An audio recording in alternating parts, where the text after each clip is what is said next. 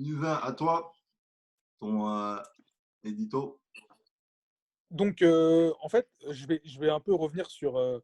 Je voulais parler du football, un peu de l'évolution du football français par rapport à ce qui se passe en Coupe d'Europe déjà depuis des années. Et cette année, ça ne fait que confirmer la trajectoire qu'on a prise ces derniers temps. C'est que, à part, on va mettre Paris à part, parce que Paris, c'est le seul club qui fait un peu honneur au football français. On l'a vu l'année dernière en allant en finale de Champions League.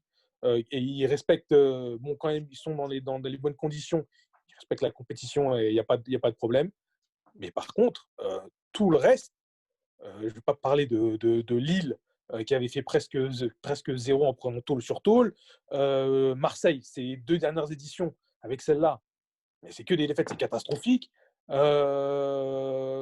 clubs qui sont partis en Europa League aussi, je prends l'Europa League aussi. Bordeaux, Nice, Lille. Franchement, c'est incroyable d'être aussi minable au point de vue européen. Aujourd'hui, dans l'état d'esprit et au niveau de jeu, on passe derrière des pays, qu'on passe derrière l'Angleterre, l'Italie, l'Espagne. Franchement, ces championnats, ils sont au-dessus du nôtre, qualitativement, techniquement, physiquement, il n'y a rien à dire. Et aujourd'hui, on passe derrière le championnat néerlandais, portugais, roumain, hongrois. euh, on n'est même plus sûr d'aller gagner contre Ferencváros, contre des Slavia Prague. Et ces clubs-là, tous ces clubs-là, en fait, de tous ces pays-là, en fait, ils sont venus en France prendre des formateurs, des éducateurs français et pour faire évoluer leur pays. Et nous, en fait, au lieu de se dire, mais attends, il y a un moment, le football d'il y a 10, 20 ans, quand on a gagné un 98, mais ça fait déjà 20 ans, 30 ans, mais il faut se remettre en question. Le football, il a évolué. Ben non. Nous, on a, que ce soit à la Fédé ou dans les clubs, on a des mecs qui sont là depuis 10, 20, 30 ans et ils ont toujours ces idées arriérées et on n'évolue pas. On régresse, mais on régresse, voilà, tout se passe bien. Et vu qu'il y a quelques coups d'éclat dans ce qui représente le foot français, l'équipe de France, on fait des finales de Coupe du Monde avec de Raymond Domenech, où on gagne on fait en finale de l'Euro, où on va en Vous finale, formez aussi beaucoup de jeunes. voilà, et on gagne la Coupe du Monde. On dit bah, tout va bien. Mais là, au JO, mais je crois que ça faisait 20 ans qu'on n'était pas petit au JO. Les espoirs, ils gagnent rien. Mais ça a une répercussion sur les clubs et sur la structuration des clubs et nos centres de formation. Aujourd'hui, que ce soit à Paris, à Marseille, à Monaco, à Bordeaux, moi, j'aimerais bien savoir combien de jeunes de centres de formation jouent jouent pas dans l'équipe A, mais ils forment partie du groupe professionnel. Moi, j'aimerais bien voir ça parce qu'aujourd'hui, on a beau critiquer City, Liverpool. Liverpool, il y a beaucoup de mecs qui jouent dans. Il y a beaucoup de joueurs, hein. City, pareil. Liverpool, pareil. Et Southampton, pareil. Et tout ça, c'est des Français. Et donc, on ne se remet pas en question. Et on est en train de couler gentiment. Et si on fait. J'aurais dû faire ce bilan-là, de prendre sur ces 5 dernières années le nombre de matchs qu'on a joué en Coupe d'Europe et savoir le nombre de victoires, si je me parais à part. Mais je pense qu'à part Paris, ça doit être catastrophique. Donc moi, qu'est-ce qu'on attend pour tirer la sonnette d'alarme et pour faire un bilan et dire, bah, aujourd'hui, pourquoi ça se passe mal. Et il y a des choses qui sont dans le football. Je parle sous le contrôle d'Amadou. L'état d'esprit dans le foot, mais l'agressivité, c'est le facteur numéro un. Moi, j'ai appris ça avec Amadou. On vient sur le premier contact, on met un taquet à notre adversaire, on lui montre qu'on est là, qu'on est présent, voilà, qu'on va être dans le duel. Mais c'est comme ça. On va parler, je vais revenir sur Marseille, parce que c'est catastrophique. Il n'y a pas d'agressivité, il y a pas c'est la Champions League. Et l'année dernière, on entendait, bah ouais, il faut qu'on aille en Champions League, ça fait 7 ans qu'on n'est pas parti, bah on va jouer pour la Champions League. Et si c'est pour jouer en championnat pour la Champions League, pour faire ça, franchement, je préfère voir Lille. Franchement, Lille, cette année, en Coupe d'Europe ou en. J'ai regardé des matchs aujourd'hui ils ont perdu contre Reims. Franchement, ça joue, ça aligne les mêmes joueurs, ça joue, ça envoie. Il n'y a pas il y a pas de, de défaitisme. Bah oui, bah on joue tous les 3 jours, on doit changer les joueurs. Mais personne, dans les autres championnats, personne ne dit ça, hein. Tous les jours, il y a des joueurs qui jouent les 3 jours, De Bruyne, tous les joueurs, ils jouent tous les 3 jours. Il n'y a que chez nous où les mecs sont fatigués, ils ne peuvent pas reproduire la même performance. Mais il y a un constat global du foot français qui, depuis des années, hein, c'est pas que depuis 4-5 ans, hein, Et la preuve, hein, moi, je ne sais pas combien de finales de Coupe d'Europe on a fait sur ces 10 dernières années. Bon, je crois qu'il y a Marseille, il y a Paris, ça doit faire 2. Mais on ne se pose pas de questions. Zenit Saint-Pétersbourg, ils ont gagné la Coupe d'Europe. Celtic, l'Écosse, ils ont gagné. Il y a grave, c'est incroyable. Franchement, c'est incroyable. Je ne sais pas ce qu'on attend pour remettre tout en cause et repartir sur des bonnes bases parce que je ne vois pas des signes d'amélioration en fait. Alors, si je peux me permettre d'intervenir. Ah, excuse-moi, je n'avais pas fini. Oui, vas-y, Amadou. Entre guillemets, c'était pas un édito, c'était un coup de gueule, on dirait. Ah ouais, non, je suis énervé. Vas-y, Amadou. Amadou, vas-y. En fait, un des gros problèmes en France, mais ça date pas d'hier, c'est qu'en fait, en France, on a une culture des résultats. Tu gagnes, tu es le meilleur. Tu perds, tu es craqué. Mais en fait, on n'analyse pas le contenu. Moi, quand j'entraînais les jeunes, moi, je parlais de contenu là, on me disait, bon, vous avez fait quoi? Ce que tu dis, ils s'en foutent. Eux, tu as gagné ou tu as perdu. En fait, je vais vous raconter une anecdote, mais je vais essayer de faire court dans un livre. Il y avait une équipe, je ne me rappelle plus de quelle c'était une équipe une équipe de cyclistes britanniques. Ils étaient claqués. Ils étaient tellement claqués que même les vendeurs leur refusaient de vendre des vélos parce qu'ils avaient peur que ça fasse chuter leur marque. Du coup, il y a un entraîneur qui est arrivé, qui a tout structuré. Il a dit, voilà, moi, le résultat, je m'en fous.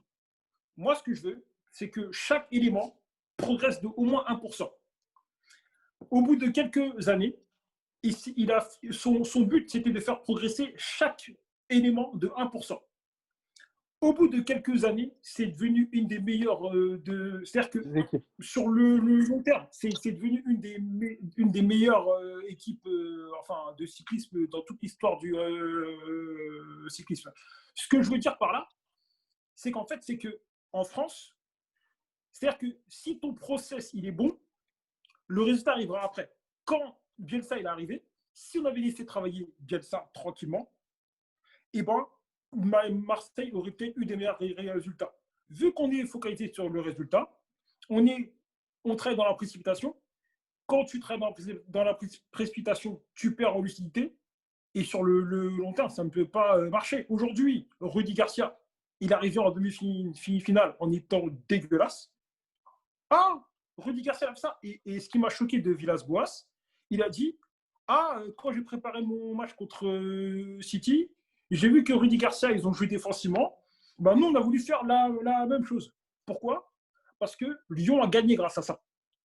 Et voilà la mentalité en France. C'est qu'en fait, on est focalisé sur le résultat. Et pour conclure, je leur dis que tant qu'on sera focalisé sur le résultat, on n'arrivera à rien. C'est pareil pour Paris, pour n'importe qui. Il faut que l'organisation, que l'institution puisse comprendre ça. Que ce soit à Paris, dans n'importe quel club. Et c'est pour ça qu'en Angleterre, en Espagne, etc., ils sont 15 fois au-dessus parce qu'ils sont plus focalisés sur le process que le résultat. Il y a d'autres à rajouter? Madou? Bah, tout à fait, parce que je me dis encore une fois que je ne serais pas forcément optimiste, surtout quand tu vois aussi au niveau du management, au niveau de la gestion, comment la crise du Covid a été gérée, parce que n'oublie pas que la France, ça a été le seul club qui a arrêté le championnat. Donc, pour des raisons sanitaires ou pas, on ne peut pas dire qu'ils ont raison, ils ont tort, mais les conséquences footballistiques elles sont catastrophiques. Au regard de la concurrence qui commence à revenir comme une vie, c'est vraiment compliqué. Et aussi un aspect au futur, parce que, comme tu as dit aussi, eux, la France, ils comptaient beaucoup, comme Loïc l'a dit, sur la vente des joueurs. Les joueurs, ils sont bien vendus, ils valent beaucoup, etc. Et tout. Aujourd'hui, ce n'est plus le cas, parce que cette économique-là aussi, elle commence à fondre. Moi, je me rappelle, voilà, ils demandaient des 70 millions pour des A noirs, etc. Ils demandaient je ne sais pas combien. Aucun joueur n'est parti. Ils sont tous là, ils sont tous restés. Il y a beaucoup de joueurs qui comptaient sur cette manne financière-là. Elle n'est pas arrivée. Et aujourd'hui, avec ce qui se passe avec Mediapro, qui ne veut pas payer les droits télé, je pense que l'avenir est très, très, très sombre. Voilà. Donc, j'aurais aimé que Romain soit là pour en discuter. Malheureusement, il n'est pas là, mais c'est vraiment ça. Je ne suis vraiment pas optimiste pour l'avenir. Il n'est pas là parce qu'il n'avait pas son avocat, donc du coup. Vraiment dommage. Loïc, tu vas rajouter quelque chose?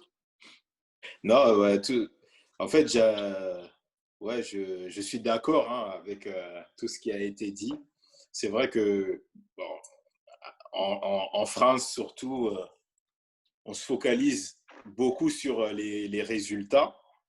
Bon, après, moi, moi, je me dis que oui, bon, vaut mieux avoir un bon résultat que voilà. Bon, sur un match, par exemple, vaut mieux avoir un bon résultat que d'essayer de jouer bien et après perdre, quoi. Tu vois, bon, ça c'est moi, tu vois.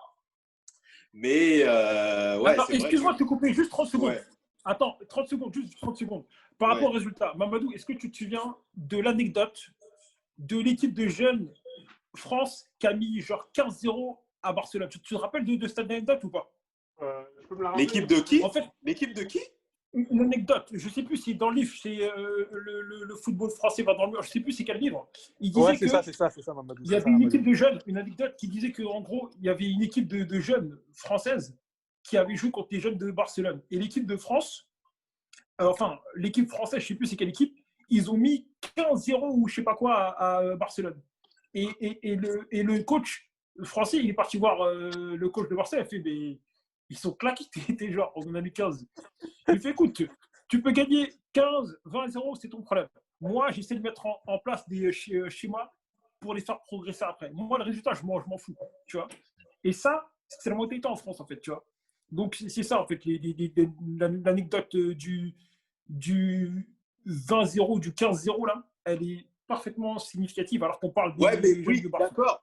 D'accord, mais ça, oui, mais ça va chez les Benjamins, chez les poussins, Benjamins. D'accord, ça c'est bon. Mais vas-y, toi, par exemple, tu prends un entraîneur, par exemple, au Paris Saint-Germain.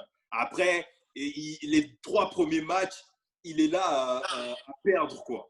Mais il te dit, non, moi, j'ai là, j'essaye de mettre quelque chose en place. Les seuls premiers matchs, il continue à perdre. Déjà, toute la première saison, ça a été genre des défaites en défaites. Malgré que, oui, il te dit non, il essaye de mettre en place quelque chose.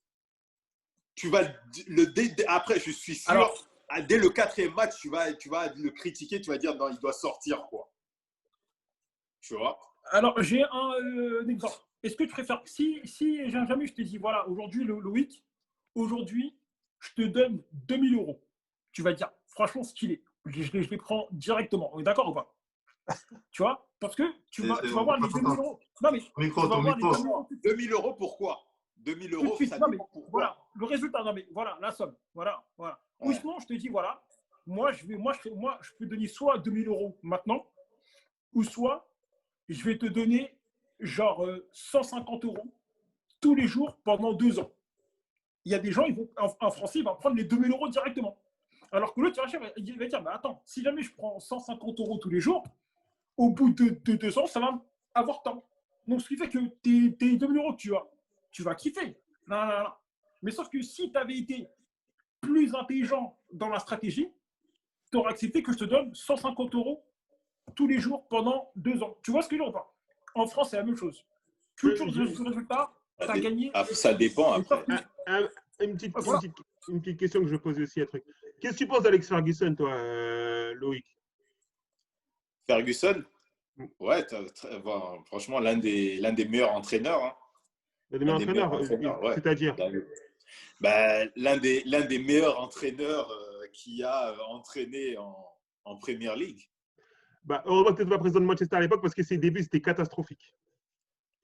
Ils étaient catastrophiques, mais ils lui ont laissé le temps parce qu'il avait une philosophie, il avait une vision, ils lui ont laissé le temps. Et aujourd'hui, c'est devenu un des meilleurs entraîneurs d'histoire de la Première Ligue. Mais heureusement que tu n'étais pas président parce que si toi, tu as été président avec ta mentalité, tu l'aurais viré depuis longtemps. Ouais, mais après, ça dépend. Lui, il venait de Glasgow, non? Il venait de quoi? De Celtic, non? Je sais pas, David, tu peux lui en parler un peu? C'était l'entraîneur de Rangers, non? Ouais, il venait des Rangers. Ouais, mais là-bas, il avait fait c'était ni Rangers, c'était Aberdeen. Ouais, Aberdeen. Ouais, c'est ça, Aberdeen. c'était Aberdeen. Ouais. Mais là-bas, Aberdeen, il avait fait quand même ses preuves. Mais il a gagné la C3 contre le Real. Il a gagné la C3 contre le Real. Et après, c'est Voilà. ça qui a permis d'aller à Manchester. Mais Bah. à Manchester, je crois qu'il a gagné la Cup au bout de la 2e année, je crois. Mais pendant les 5 premières années, il a fait des choses et des moins bonnes choses. Et c'est seulement à partir de vraiment la création de la Première Ligue en 92 qu'il a gagné. Mais effectivement, si tu pars dans ce contexte-là, ouais, il serait pas resté au bout d'1 an. Et en plus, je crois qu'il avait enchaîné grave des matchs où il n'avait pas gagné à Old Trafford, et un record. Hein. Et il a failli sauter, mais après, il y a eu des événements qui ont joué en sa faveur. Mais après, on est dans 2 visions du monde. Loïc, il est en mode Donald Trump. Moi, je veux du résultat, je veux du dollar, je veux du résultat, je veux du retour, je veux du ROI, du retour sur investissement. Je veux du retour sur investissement. Je veux que ça rentre le cash. Tu vois. Voilà. Il y a eu après, Arrigo Sacchi aussi, pareil. Hein. Arrigo Sacchi, ouais. pareil. Arrigo Sacchi, la même chose. Hein. Il a mis des Van Basten sur le banc. Si sa hiérarchie n'avait pas appuyé, c'était mort. Même club, quand il est arrivé à Liverpool, c'était chaud. Hein. Il prenait la limite. Hein. Liverpool, aujourd'hui, il gagne les champions, mais au début, c'était très compliqué. Non, mais Liverpool, c'est différent. Liverpool, il y avait quand même des résultats, tu vois. Ça ne perdait pas. Regarde le début. C'était pas genre, toi, comme tu dis, ton anecdote de 15-0, là. Non, ça passe pas. T'as Liverpool 15-0, là, le club, il vient 15-0, ça passe pas. C'est quoi alors? Jamais. Alors, c'est quoi? Alors, écoute-moi bien. Alors, c'est quoi? Deuxième anecdote personnelle. J'avais l'équipe D. J'ai pris mon équipe D. J'ai dit, OK, on fait un match contre l'équipe B. On a pris 11-0. Les petits, ils pleuraient. J'aurais dit, enchanté à Benoît, là. J'aurais dit, aujourd'hui, c'est l'écart qu'il y a entre vous deux. Mon but, c'est de réduire cet écart-là.